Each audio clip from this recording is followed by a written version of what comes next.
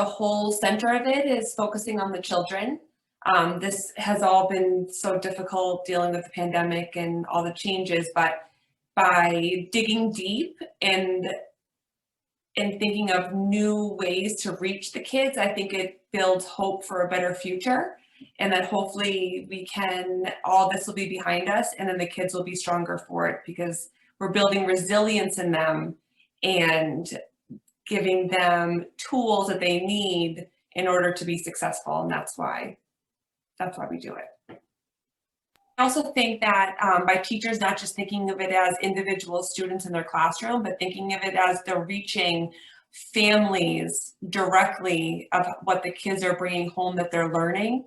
So it's not just working on a case-by-case basis. You're reaching a whole community and making it stronger. You can't just have one person thriving. It has to be everybody doing their part that will rise above anything that is being difficult. So teachers working with the entire family with direct communication to make sure that they are giving the families and the children what they need to be happy and healthy.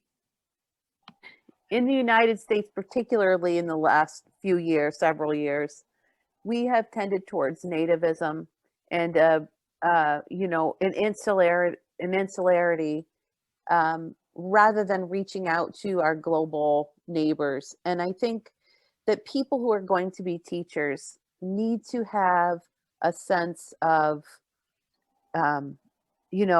one humanity, and they will be in classrooms with diverse students from all over the world, but also diverse students from their own communities in terms of, race and ethnicity, but also in terms of class. And that experiences that open their eyes and open their minds are irreplaceable. And there's nothing that can develop a person's willingness to be open-minded than traveling and interacting with people who are unlike them. So I'm very excited to be taking a group of students to Rwanda next January, along with a colleague who is a public health professor. And we will be working in the school trying to implement some strategies for improving public health as well as education in collaboration and partnership with Rwandan teachers. Not to impose anything on anyone, but to work in collaboration and partnership to develop strategies that are going to benefit all stakeholders. So excited for my students to have opportunity.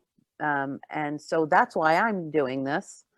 In addition to having been, gifted the opportunity by you, Dr. Manzi, to find out about this project and this community and this school that I'm excited to be part of. I think, I have a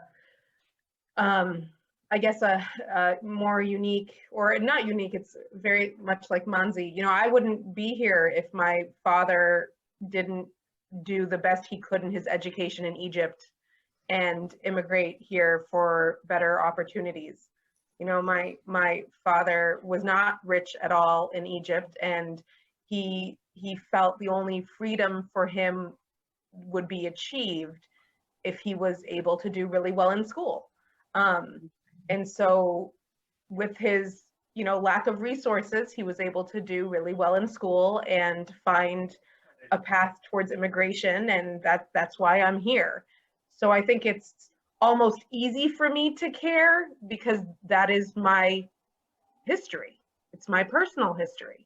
And so, by the time I was 18, I was already working internationally in different ways, really trying to support women's rights, education rights, equality, things that were taught to me from my parents, because in Egypt, women didn't have the same right to education. And my dad wanted to make sure that I had the same right to education. So I think that's where it stems from, is just my history and acknowledging that this is a problem, and it's a problem in the US. You don't have to go to Africa to see similar issues and disparity. But that is why my eyes have always been, you know, a little bit more open and looking at where are things that I can plug into and support. And, you know, before I was a physician, I was a public health professional. So just looking at public health and seeing public health and education are so interlinked. And I think that brings me to how I think we can support teachers, which goes towards my other answer, is really breaking down those silos and making teachers feel supported by their communities of professionals in public health, in pediatrics, and making those connections possible so that teachers don't feel that they're supporting families on their own, but really as a community that is trying to build towards education and public health of those communities together.